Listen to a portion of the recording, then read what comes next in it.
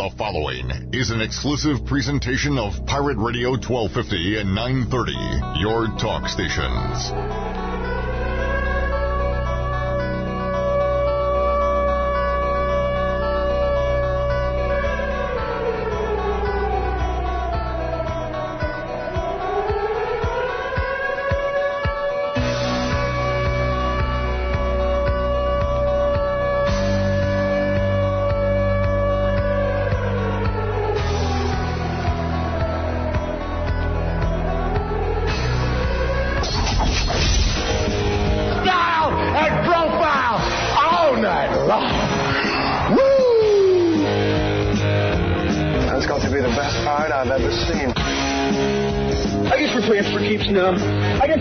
Is pretty much over, huh?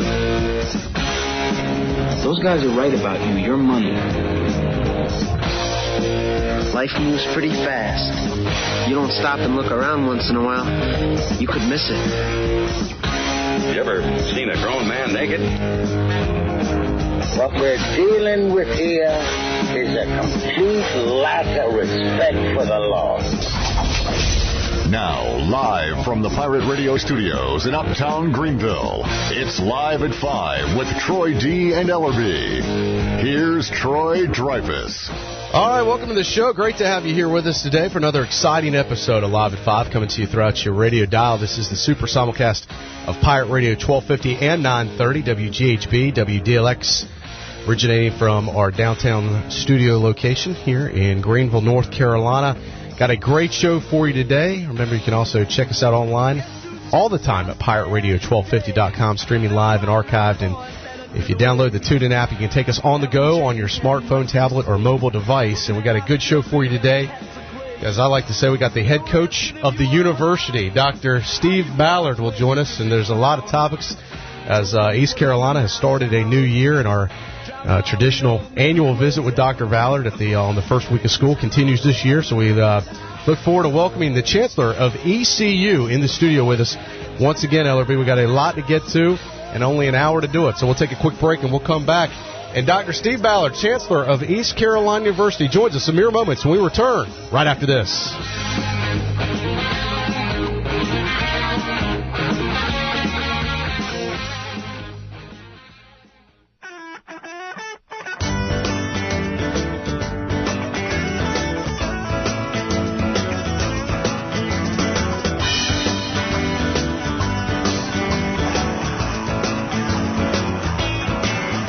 You're listening to Live at 5 with Troy D. and Ellerby. Now, back to the show. All right, welcome back in the program. Want to remind you, hey, this Sunday, our friends at Tiebreakers are having their first annual Customer Appreciation Day. It's all day on Sunday. All their burgers, chicken tenders, boneless wings, and wings will be half price all day long. Tiebreakers is locally owned and operated by Bram Anderson. And did you know everything Tiebreakers does, from burgers to chicken to even salads, is freshly prepared just for you? Tiebreakers' casual atmosphere and great staff will make you feel right at home. Check out Tiebreakers this Sunday for their first annual Customer Appreciation Day. All their burgers, chicken tenders, boneless wings, and wings will be half price all day long. Stop by there for lunch, dinner, or just a snack. Tiebreakers, sports bar and grill, food, sports, and friends at Bell's Fork and Greenville. In there for lunch just the other day. Lots of good food, freshly prepared, thanks to Bram Anderson and his staff at Tiebreaker Sports Bar and Grill. And good luck this Sunday for Customer Appreciation Day. Indeed. All right, welcome back to the show. Troy D. Ellerby here with you in the main studio. Clip Brock producing today. B. Pay's a production assistant today. Of course, you can hear him every Thursday at 6 o'clock with Pirate Talk. And before we get underway, let me, I feel like I need to issue an apology to our listeners, Ellerby, from yesterday.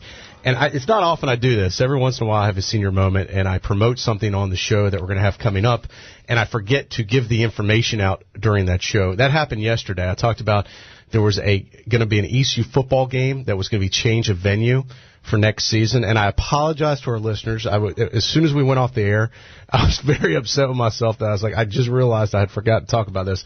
But if you were listening to us yesterday, we were talking about the East Carolina-South Carolina game for next year, which was scheduled to be in Charlotte, has been now, according to South Carolina, which is a pretty good source on this, they have moved it to a home game. So the September 6, 2014 game against the Gamecocks will be played in Columbia. Now, we'll also have Jeff Confer on, East Carolina's new athletic director, in studio with us next Wednesday, so we can talk to Jeff about that and many other topics of interest with the athletic department as he's underway getting ready to experience his first football game as a Pirate next Saturday. So a big week here on the show, big 7 days. We've had head coach of the Pirates, Ruff McNeil. In mere moments, we'll have Dr. Ballard, the Chancellor, next Wednesday, the new AD. So a lot going on. If you love ECU information, this is the place for you here at Pirate Radio. But for those of you that I left as a cliffhanger from yesterday, wanted to follow up and tie up that loose end, we were referring to the East Carolina, South Carolina, no longer in Charlotte next season, has been moved to Columbia. All right, with that, we will welcome someone who has moved into the studio. Welcome back to the show. He is the Chancellor of East Carolina University. He is Dr. Steve Ballard. Great to see you again, Dr. Ballard. Thank you so much for being here. Quite welcome. Thanks for having me. Always good to be here. How many years now? I'm losing track of...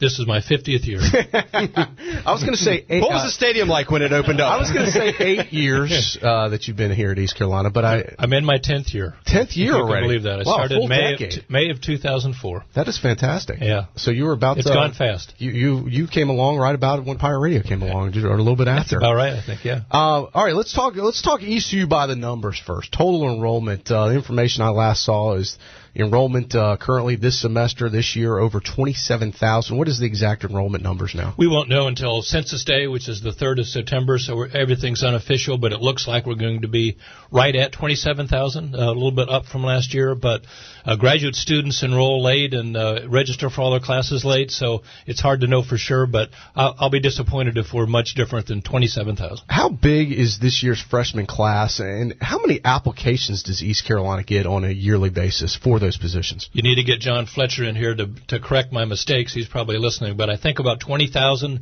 applications. This year's freshman class will be over 4,400, second biggest freshman class ever. The reason for that is about the same amount of applications, same quality of applications, but our yield rate this year is much higher.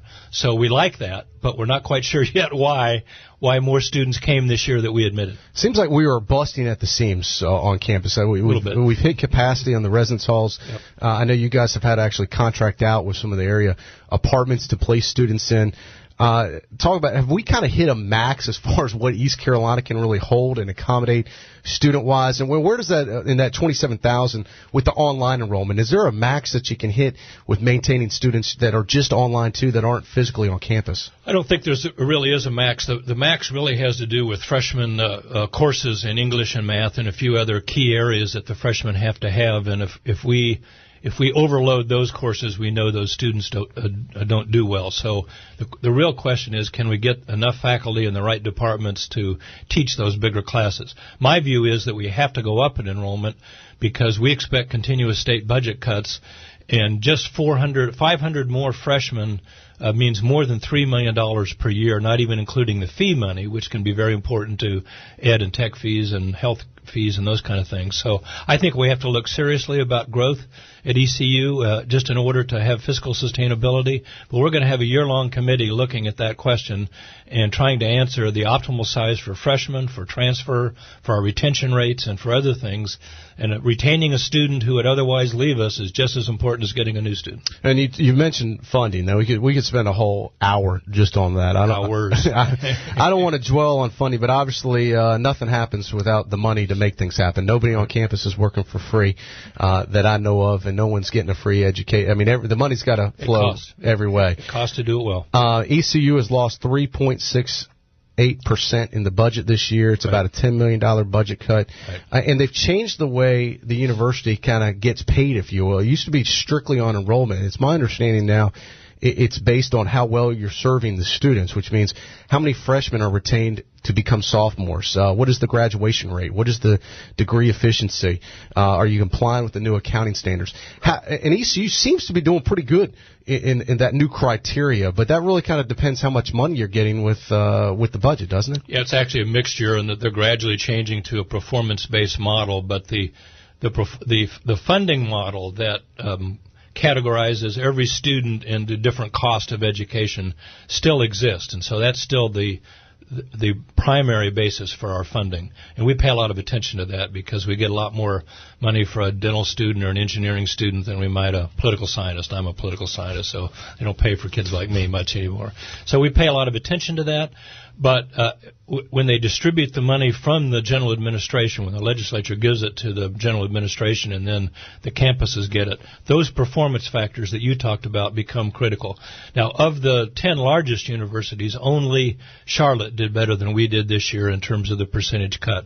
They met every one of their performance goals, and we missed one. We missed degree efficiency, which I think we'll hit next year because we're focused like a laser beam on it. But those will be more and more important in the future, and if you miss some key ones like retention and graduation rates, they will not let you grow. That is, you will not be eligible for full funding based on your student enrollment. And as I said in the last comment, we don't want to be in that position. That's a real problem if you end there and you end up having to cut programs. If Absolutely. That happens.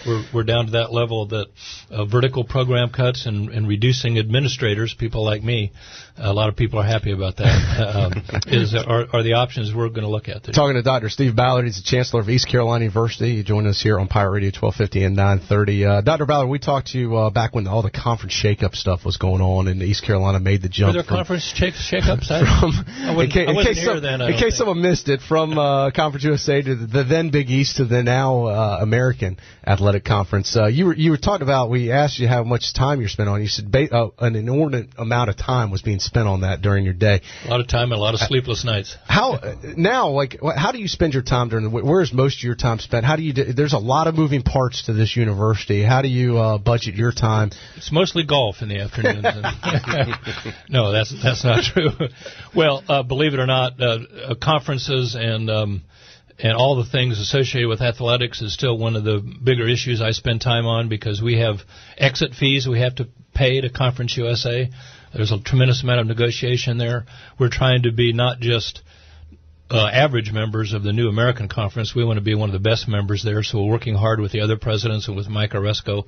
Now, I'm lucky that I have Jeff Comfer, who is quite well known around the country, and I think I know he knows how to navigate these things. But athletics still spends a lot of time. There's a lot of attention at the system level to anything related to athletics, and there's a new committee at the system level on athletic integrity and really measuring how well we do in with our student athletes and everything but athletics. That is, they want to know about academics, they want to know about community service, they want to know about behavioral problems. All those things are now going to be part of a annual report to the general administration. So it still takes time. It is not the biggest item this year because the budget probably will be. Some funding difficulties with the Brody School of Medicine certainly will be, and some strategic planning so that we can identify really bold aspirations for our future. We're very proud of the progress we've made, but we're not satisfied with where we are. We have bigger goals. I want to come back and talk about athletics in a little bit. Obviously, our audience is very athletic-oriented, and we'll touch on some of those topics. You found the right person. In a little bit.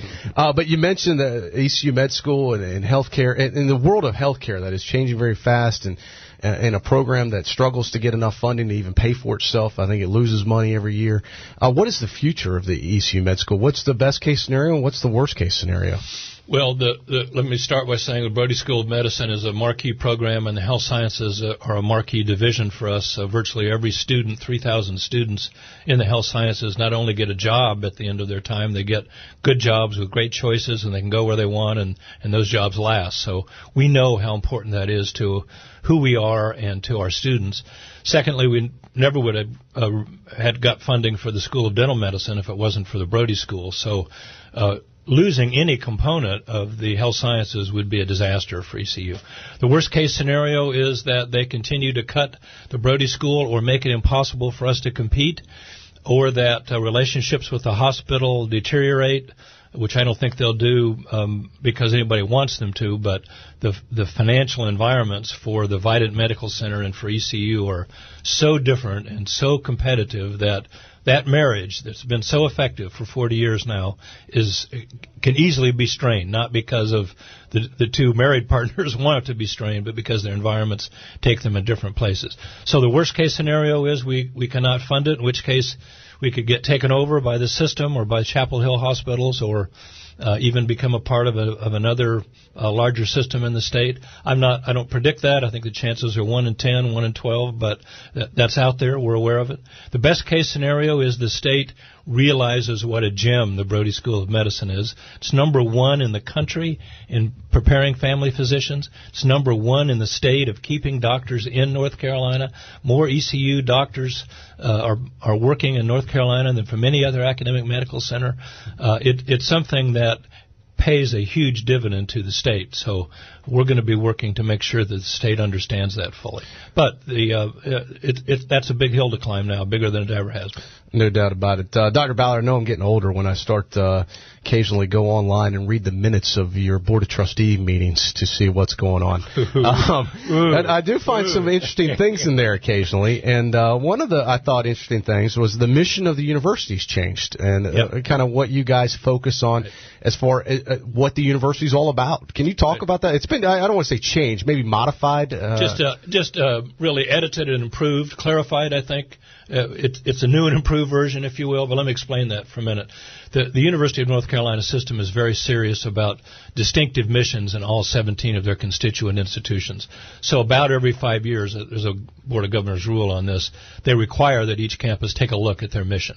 And they required us to do that last April, but they gave us a much shorter turnaround time than usual. So we had to do it in the summer. And we presented the proposed mission statement to the board, and they voted unanimously in favor of it. Now, it's not a new mission statement until the Board of Governors approves it, which we hope they'll do in October or November. We expect them to do that because we're proud of our mission statement. It's a bold definition of who we are, and it's authentic. We're not trying to be like any other university. We're trying to do well what East Carolina should be doing well for the East and for the state.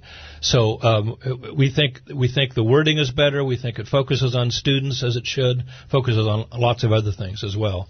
But it should, if it works well, say who we are and where we're going in the future. And it's more than just the slogan, "Tomorrow starts here," which, by the way, how is that lawsuit going with Cisco? That has tried to adopt that as their slogan, or has, actually. I've seen national TV ads. Where are we with that? They've spent a lot of money. Well, we've initiated trademark infringement proceedings, and because that's an ongoing case, I can't talk about the details. We have one of the best law firms in the country supporting us on that.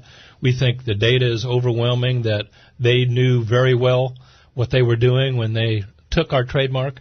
Since we've been using it for 11 or 12 years now, we think it is trademark infringement, but they have deep pockets, and they'll let this play out for a long time. And I think a generous donation to Double Deck and new press box side, and we can call it the Cisco Stadium. You're thinking way too small. We're looking for the Cisco Performing Arts Center. That'd be awesome. Right here in downtown. Well, I like your chances on that case. I think you've got ECU has a strong case, and keep us updated on that. We think we do too, and we think they made a mistake, but we'll see. All right, let's talk about a lot of things going on campus. Anyone that has just gotten here from last semester, staff, students, or alums, is in for a rude awakening if they think they can drive around. The days of giving a drive into it's kind of sad. And they were talking about this when I was a student over 20 years ago, Dr. Ballard, and they have finally done it. I remember them talking about one day East Carolina is going to be a pedestrian campus. You're not going to be able to drive your car on campus, and by golly, you guys have started that process. Talk about what is going on right now for folks, because I know there's a lot of congestion, a lot of confusion on main campus right now. Yeah, that main road there, I think is it not Chancellor's Way, but it's Trustees Way, or the road connecting 5th and 10th. You can no longer do that, and we're removing some parking lots. This all originates from the campus master plan. That was a 2-year process. One of the key commitments we made in the master plan was to improve safety on campus, and everybody felt, every consultant, everybody that reviewed it, that having 22,000 students on campus, and then most of the DE students are off campus, having 22,000 students on a very small footprint was a dangerous thing, and we've seen that in many ways. So we made a commitment at that time to move toward a pedestrian campus. This is phase 1 out of 3 phases to do that. As money permits over the next 3 years or so, we will move to virtually a totally pedestrian campus except for emergency vehicles or service vehicles. So the road, for folks that are listening to us online, alums, the road that went around the mall, by the library and the infirmary there, that's basically being torn up. That's gone. That's going to be a walkway and a place for students and others just to enjoy the campus. Also, a major transformation getting ready to go on the top of College Hill. This will be the last semester for, I believe it is Belk at the very top, which has outlived its lifespan. It did that several years ago. Yeah, the plans for that are pretty incredible. For folks that haven't seen it or heard about it, tell us about it. That's going to be at the end of this semester torn down. Tell us what's going to be replaced with. It's going to be in 2 or 3 phases, and I'd love for you to see the architectural designs of the new dorm we intend to put on the top of College Hill there. A bigger, more residences, but a state-of-the-art residency facility. It's one of those factors that really does make a difference for competition for students. It will also help athletics because we want a lot of our athletes to be in that dorm because that's very close to the athletic facilities. But it will be, along with the College Hill suites, one of the best dorms in the state, and that's what we want to do. We want to provide services that our students need. It's my understanding it'll be like 2 buildings almost attached with a breezeway. You'll be able to see all the way through now, almost to the football stadium. It'll line up aesthetically. It's a beautiful aesthetic building. That's correct. It's not like the old Belk. It'll be prettier to see. I look forward to seeing that. Dr. Ballard, as you know, as I referred to earlier, you kind of are the head coach of the university. All the coaches are on contract. So, what is your contract for a certain number of years? And if so, how many? And how long would you like to stay as chancellor here? Yeah, good question. No chancellor in this system has a contract. It's it's outlawed by the Board of Governor rules. So we are very different with respect to how chancellors are treated in this system compared to most systems, let alone compared to athletic coaches or whatever. But every year I get a letter. So far, I've got no guarantees. I've got a letter from Tom Ross saying we're glad to have you back for 1 more year, and your salary will be, in almost every case, exactly what it was last year.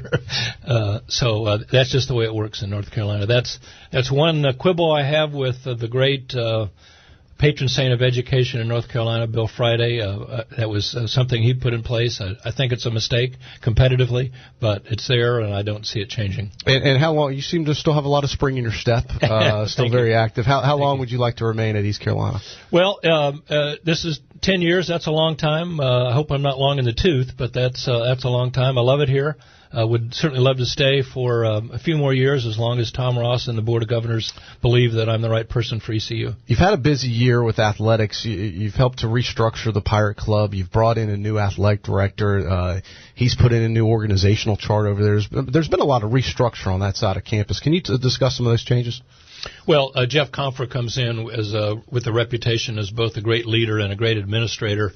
And so what Jeff is doing, he has my total 100% support, is reorganizing the department so that he has a very strong oversight over every department, and that every sport knows what the rules are and plays by the rules, and not just plays by the rules, but they win championships. That's what Jeff Comfer's about. So Jeff is doing that. Jeff is getting some more people in that he wants to work with. There's some natural changes anytime a new chancellor comes in or a new AD comes in. It happened with Terry Holland. It should happen with Jeff.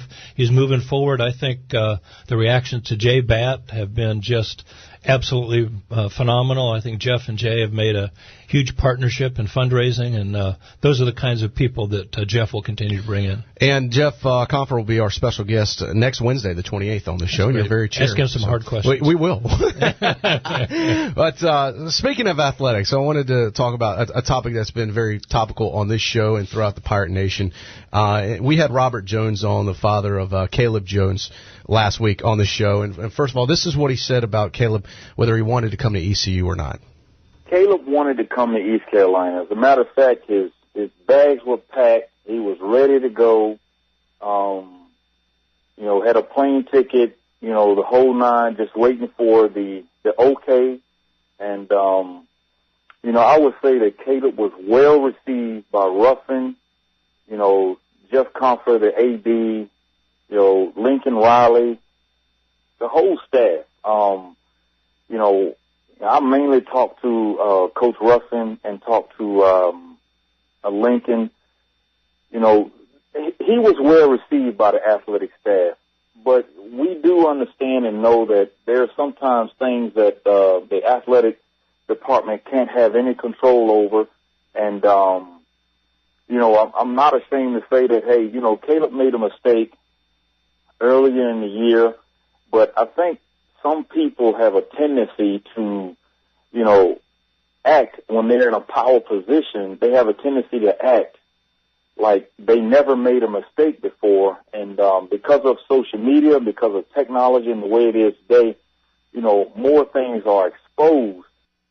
Dr. Ballard went on to ask Robert Jones if he had talked with you about this very special and unique situation. Well, I never got a chance to speak to him. I never got a chance to speak to the Chancellor. I was told that he had gotten involved. That's about as much as I know. But again, I'm sure, when you're running an operation, you're running an operation as big as East Carolina is. And when I say that any university, it's a lot of responsibility. It's a lot of decision-making processes that some you have to live with, some that are tough, some that are easy. And I'm sure, after evaluating everything, that he may have felt like it was not something he could overrule, or he just, he could have delegated. I don't know the outcome of what his thoughts were behind it, but I can't stop saying it. It is what it is. We accepted it. Were we disappointed? Absolutely.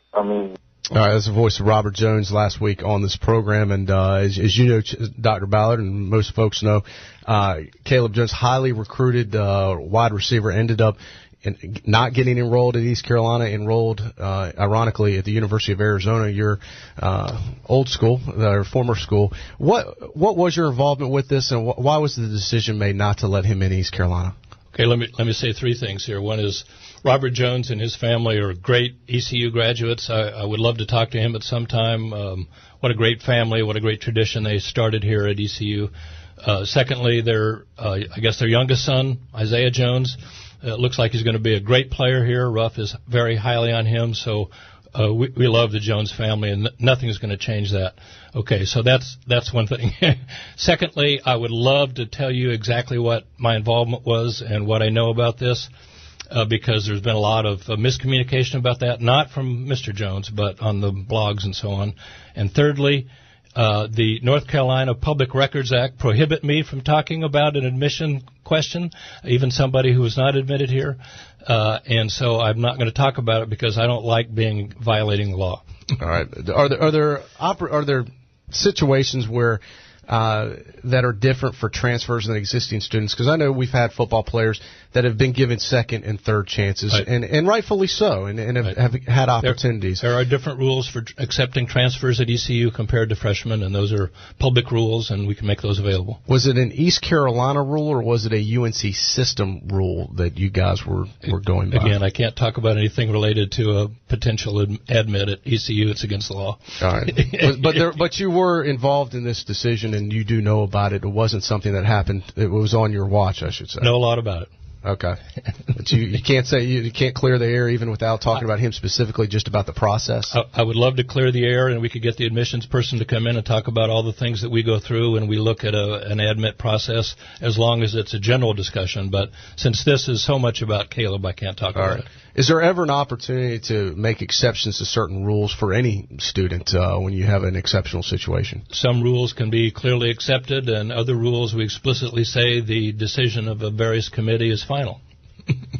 All right, so this was more than just one person, we should say. Is that fair? All admissions decisions are more than one person, that's for sure. All right, fair enough. Well, not sure we still have more questions than answers, but I understand your situation. I understand that. Again, I would greatly love to spend 5 minutes or so talking about it, because I think it deserves clarification. But this is a case where both the Public Records Act of North Carolina and the federal law, the FERPA law, really are damaging, because we can't talk about what really happened in a situation. Were you surprised to see him go to a school like the University of Arizona with a great reputation, both academically and athletically? No, I mean, I wasn't neither surprised or not surprised by it. He's such a good athlete. It looks to me like he could have gone to any number of schools. All right, let's talk about this season right now for ECU football. Your expectations with Coach Ruff now in his fourth year. There's a lot of excitement going into this season. What are your expectations for this football team? Well, everybody's expectations are high. I think we all see the recruiting that Ruffin has done, and I think he's made some important improvements in the coaching staff. I think he's ready to have a breakout year. Gets a little bit of a break on the schedule this year. He may not think that. I'd ask Jeff that. But I think the schedule will definitely get worse next year, harder next year. But here's what I see in the football program. For the first time in a long time, we should not, unless injuries just really devastate us, we should not go into any game with the expectation that we can't compete. In other words, all 12 games, we should be not only competitive, but think we can go in there to win. And that doesn't happen every year. Now, part of that is at least in preseason polls, we only play one top 25 team if you believe in the Sports Illustrated predictions. There are others out there. But we play at least 4 really tough teams, but there isn't a one of them that we can't win. And that's a great situation to be in. Dr. Ballard, I've always been under the impression that you're very pro-athletics, and you've always been very supportive of this football team, and you kind of have shared the view I have that the football team is the front porch of the university. It creates a lot of awareness, a lot of excitement, and a lot of money back to the university. Next to baseball, it is. How much do you get involved in the weeds of things over there? I know you got a great athletic director over there, but like when it comes to uniform decisions, that's something that gets talked about a lot. Or even on a bigger picture, let's say the Nike deal, the agreement between the university, and there's other uniform companies out there, whether it's Under Armour or Adidas or Russell. How much do you get involved in those type of agreements? Almost none of those things. I have some real roles to play in the integrity of every department, not just athletics, especially in academic success. The NCAA gives me oversight responsibility, and I'm accountable for many things. Our own system gives me makes all the chancellors responsible for various things, but all the things you mentioned we leave to the athletic department and to ultimately the AD, who then reports them to the committee of the board of trustees, and there's usually a discussion about that with the board of trustees, but it's primarily an athletic decision. Now, obviously, you get into contracts and so on, and there's a legal review and all those things. And you got a brand new basketball practice facility on the verge of opening up. Have you gotten the preview already? I've got the preview, but I haven't seen kind of the finished deal with the Hall of Fame there. So I think next Thursday or so is going to be a grand opening, or Friday. Can't quite remember the day. It's a state-of-the-art facility that will really put us in the big time and make us, I think, competitive in the American Conference, even though there are teams like Cincinnati and Temple and Connecticut in that conference. How important is it for East Carolina not just to leave Conference USA with a strong note, but really kind of make a statement in this new conference in the event that this Division IV break happens, to position themselves, and you as the leader of this university, to help position ECU to be a part of that break on the right side of it if it happens? Well, it's huge. It's almost hard to overstate it. The only way that we're going to be where we need to be, which is recognized every year as a top 50 athletic program, is to win on the field. Now, we want to do it the right way, and there are lots of other components to having a great athletic department. But winning on the field and being one of the best teams in Conference USA will be vital to our future. There doesn't seem to be much doubt that the richest schools want to form their own little division here, and we want to be a part of that. But we hope we have time to prove ourselves, and about the only way these days is to win in football, both basketball and baseball. Those 4 things will determine. Now, we want to win in 10 or 11 or 12 championships, but we've got to be good in all 4 of those. I think there's a number of schools like East Carolina that are almost on the bubble that are big-time programs, but maybe they'll get the respect and reputation of being a big-time program. What happens if it breaks the wrong way for East Carolina and we're on the outside looking in? Well, we'll just have to see. If it really breaks in the worst ways, it could have a huge impact on every school that's not in that division in terms of money, and that's not a level playing field, and you don't want to be on the wrong side of that. But even if it is, we will still recruit great coaches. I think we'll have to pay more money for some coaches and make sure we're competitive, and we want to be great in the American Conference. We're excited about that conference. We think it's going to be one of the best conferences. The dust has settled on this conference realignment stuff for now, but I remember it was kind of a crazy time about a year and a half ago when all this, 2 years, when it was going on. Do you see, when you talk to other presidents across the country and colleagues of yours, is there potentially going to be one more wave of this before it's all said and done, or is what's done is done?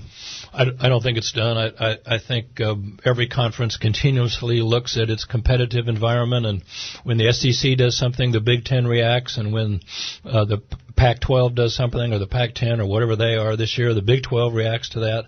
I think there's going to be some taking of some other schools. There was an attempt by the SEC to take some ACC schools without much question. I think the Big 12, even though they say they're very confident, are very likely to look at a couple of more Eastern schools.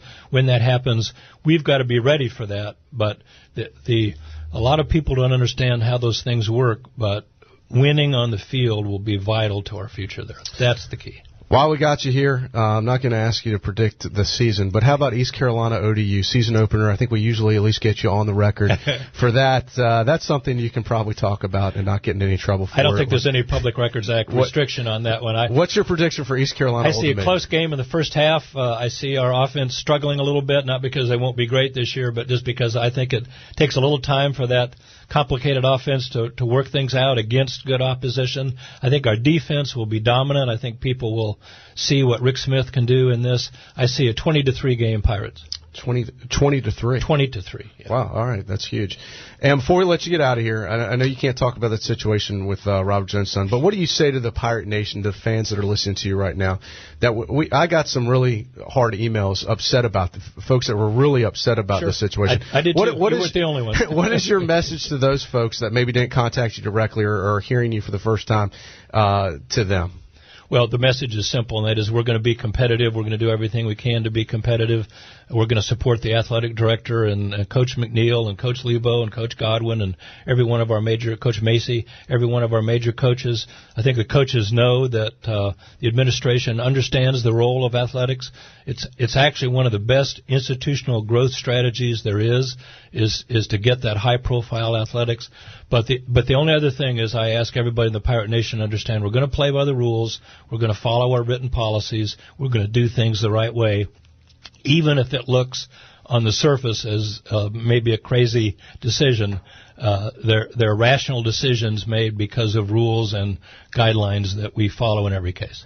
All right, Dr. Ballard, thank you so much for coming on the show. It's always good to be here. It's great seeing you. Appreciate if my prediction's wrong, I'm not coming back. 20-3. We got you down. I like it. I'm hoping it's 20-0, baby. But you're spotting them a field goal, which is good. Great seeing you. Enjoy your semester now. Thanks. As boy, there's no shortage of things to do on campus. That's and right. We'll stay in touch. We look forward to having you back on again sometime soon. Dr. Steve Ballard, Chancellor of East Carolina University. We'll take a break. We'll come back at our Daily Reflector News headlines. We return right after this.